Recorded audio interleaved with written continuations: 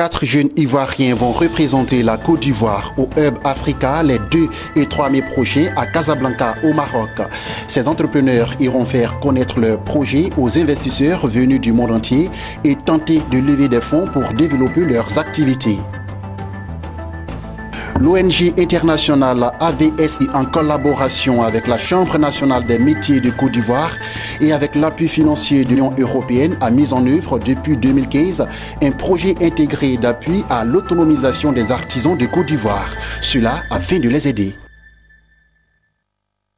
Bonsoir à tous et à toutes et merci de suivre les informations sur votre chaîne de télévision Business 24 Africa.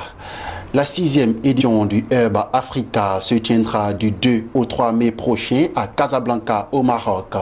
En Côte d'Ivoire, 4 projets ont été retenus pour représenter les couleurs nationales au terme d'une compétition qui aura opposé 12 candidats. Ces jeunes entrepreneurs iront au Maroc pour présenter leurs projets aux investisseurs venus de plusieurs pays du monde entier et tenter de lever des fonds pour développer leurs activités. Cette initiative est à mettre à l'actif de NGE Impact Maroc Expo et la section Côte d'Ivoire du Centre des jeunes dirigeants d'entreprise. Lawani Babatounde, Marie Série. Les 4 auto-entrepreneurs pour défendre les couleurs ivoiriennes au Maroc à l'occasion de la 6e édition du Hub Africa sont désormais connus. Les 2 et 3 mai prochains, ils iront présenter leur projet à Casablanca devant les investisseurs du monde entier, avec un seul objectif, obtenir le financement pour accroître leurs activités. Nous, notre objectif à Voyer d'édition, c'est de faire la promotion de l'histoire africaine, de tout ce qui est culture africaine. Et pour cela, nous avons différents axes. Le magazine, le site internet, l'animation et autres. Donc là, en allant au Maroc, nous allons défendre cela. Cette envie, cette volonté de transmettre quelque chose à nos enfants, notre patrimoine culturel. Le projet, c'est la mise en relation de meilleurs artisans proches de ce soir à travers notre plateforme de géolocalisation des artisans testés puis recommandés. Donc c'est ce que nous allons défendre au Maroc. On a remarqué ici par exemple que les artisans peinent à sortir du cadre de l'informel à cause d'un manque de visibilité. Nous, à travers notre plateforme, nous allons mettre cela en exergue en permettant par exemple aux clients qui eux aussi ont du mal à trouver un bon artisan pour les petites réparations domestiques, à pouvoir trouver un bon artisan afin de pouvoir travailler en fait, afin de pouvoir faire leurs prestations. Notre projet consiste à produire des protéines animales de qualité avec la viande de lapin qui sera conditionnée sous forme de lapin filmé et puis dans des barquettes charcutières. Et quand nous dépensons près de 70 milliards pour acheter des protéines animales, pérenniser le travail de d'autres enfants, je crois qu'il serait plus sage de pouvoir revoir un peu la donne et puis transformer cette manne en une opportunité d'emploi pour la jeunesse ivoirienne. Et c'est dans cette démarche qu'on commence tout petit avec le projet Label Ivoire Production qui veut être la première structure qui va se spécialiser dans l'industrie de la cuniculture. Lucie est une application d'alphabétisation fonctionnelle qui apprend aux utilisateurs d'apprendre à lire, à écrire et à compter. Et Lucie est dotée d'une assistante vocale qui permet à l'apprenant d'apprendre de manière autonome. En fait, l'idée, le concept qu'on veut emmener, c'est de permettre à toute personne qui ne sait pas lire et écrire de pouvoir apprendre, quel que soit son métier, à apprendre à lire et écrire, qui va l'aider dans le développement de ses activités. Depuis 5 ans, le royaume chérifien, à travers le Hub Africa, œuvre à réunir sur un même espace entrepreneurs africains et investisseurs du monde. Cela dans le but d'inciter les jeunes Africains à l'entrepreneuriat. Pour cette 6e édition, la Côte d'Ivoire et le Gabon sont les 2 pays invités d'honneur, avec pour thème la diaspora africaine au service du développement du continent. Le Hub Africa, c'est une plateforme qui a pour vocation de connecter les entrepreneurs du continent et les investisseurs, de leur permettre d'avoir accès à des clients et partenaires potentiels toute l'année, c'est ça la plateforme, et bien sûr de leur permettre de se former, de s'informer, et aussi nous titillons les politiques puisque nous avons été à l'initiative de la loi sur le business angel, crowdfunding et notamment l'auto-entrepreneur, et nous pensons que ces outils sont très structurants pour faire en sorte que nos startups, nos PME puissent grandir plus vite et bien. Après l'étape de Casablanca, les 3 vainqueurs iront cette fois-ci en compétition à Singapour avec d'autres jeunes entrepreneurs venus des autres continents pour lever plus de cash flow indispensable à leur développement. Dans le but de faire sortir les artisans dans la précarité dans laquelle ils se trouvent, l'ONG internationale AVSI, en collaboration avec la Chambre nationale des métiers de Côte d'Ivoire et avec l'appui financier de l'Union européenne, a mis en œuvre depuis 2015 un projet intégré d'appui à l'autonomisation des artisans de Côte d'Ivoire. La cérémonie de clôture de ce projet a eu pour cadre le Centre régional épiscopal de l'Afrique de l'Ouest, en présence des acteurs nationaux et internationaux qui ont contribué à la mise en œuvre du projet. Marie-Josée Kwasi pour le détail. Évoluant dans le secteur informel, les artisans se retrouvent souvent dans une situation précaire, tant sur le plan professionnel que familial.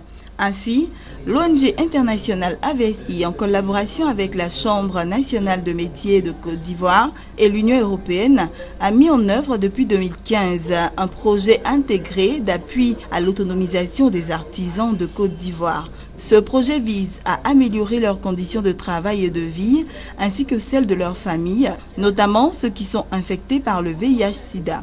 La cérémonie de clôture de ce projet a eu lieu au Centre régional épiscopal de l'Afrique de l'Ouest, CERAO d'Abidjan, en présence des acteurs nationaux et internationaux qui ont contribué à divers niveaux à la mise en œuvre et à la réussite du projet. Ce qu'on a essayé d'apporter aux artisans, c'est dans 3 domaines. Le premier, c'est au niveau de la connaissance de la loi, ce que la loi prévoit au niveau du code de l'artisanat et des possibilités donc de se régulariser, de rentrer dans le secteur formel, parce que la plupart, ils sont encore dans l'informel. La deuxième, c'est le renforcement des organisations professionnelles artisanales, en collaboration avec 5 chambres de métiers et une au niveau national, sur plusieurs domaines, que ce soit un renforcement au niveau de leurs compétences, de leur organisation interne et au niveau du matériel.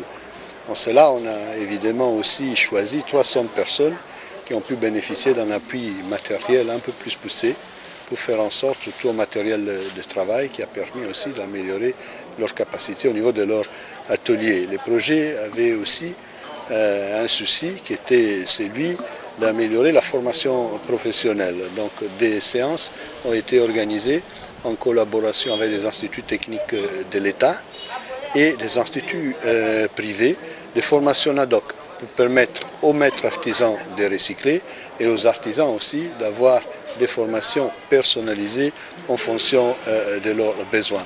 Plus de 5000 artisans des villes d'Abidjan, de Bouaké et de Yamoussoukro ont bénéficié de ce projet. Il a permis entre autres de renforcer les capacités de 331 maîtres artisans et 50 organisations professionnelles d'artisans, d'équiper 305 artisans en matériel de travail ou encore de mettre en place près de 200 groupements d'épargne et de solidarité communautaire.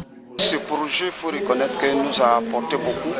Nous a apporté beaucoup parce que la formation, les artisans en ont eu. Et puis le renforcement des capacités aussi, les artisans en ont eu. Et puis bon, il faut reconnaître aussi les artisans ont eu la chance d'aller échanger à l'extérieur de la Côte d'Ivoire grâce à ces projets qui ont fait une expérience particulière pour les artisans de Côte d'Ivoire. Ce projet, l'autonomisation des artisans de Côte d'Ivoire, a pris que 3 régions en Côte d'Ivoire. Ça veut dire que Abidjan, Yamoussoukro, Bouaké, ça me dit qu'il y a San Pedro, il y a d'autres localités. Bon, écoutez, si on peut nous renforcer encore pour qu'on va à la phase D pour essayer de voir quelles mesures pour aider ces gens, les autres localités, ça serait une très bonne chose. Oui, nous avons bénéficié du projet 3 tricycles, des brouettes, des perles, des dabas, des tournettes, même des formations. Et c'est avec ces formations même que nous avons essayé de changer notre méthode de travail. Bon, on souhaiterait que le projet reprenne. Le projet AVSI n'a qu'à reprendre, même faire des échanges même au niveau international. C'est ce que je disais toujours, pourquoi ne pas faire une compétition même au niveau des artisans. Le football aujourd'hui est organisé en train de faire des compétitions. Nous aussi on a besoin de compétitions, même au niveau national comme au niveau international. La cérémonie de clôture marque le début d'une nouvelle dynamique qui invite les groupements et les partenaires au développement à s'impliquer davantage dans l'encadrement et l'accompagnement du secteur de l'artisanat. Pour rappel, AVSI est une ONG internationale créée en 1972 en Italie. Elle met en œuvre divers projets dans plus de 30 pays au monde en ayant une attention particulière pour la promotion de la dignité humaine à travers des projets dans les domaines de l'éducation, de la santé, de la promotion de l'emploi, du développement durable et bien d'autres thématiques pertinentes. Elle a fait son entrée officielle en Côte d'Ivoire en 2008. Et puis, rendons-nous maintenant au Togo, où le pays a débuté en 2018 sur une modeste expérience sur le marché obligataire de l'Union économique et monétaire ouest-africaine, UEMOA, pour sa première sollicitation de 15 milliards de francs CFA ayant une maturité d'1 an. Le pays n'a reçu que 5,13 milliards de francs CFA de la part des investisseurs. Cela représente un taux de souscription de seulement 34,21%.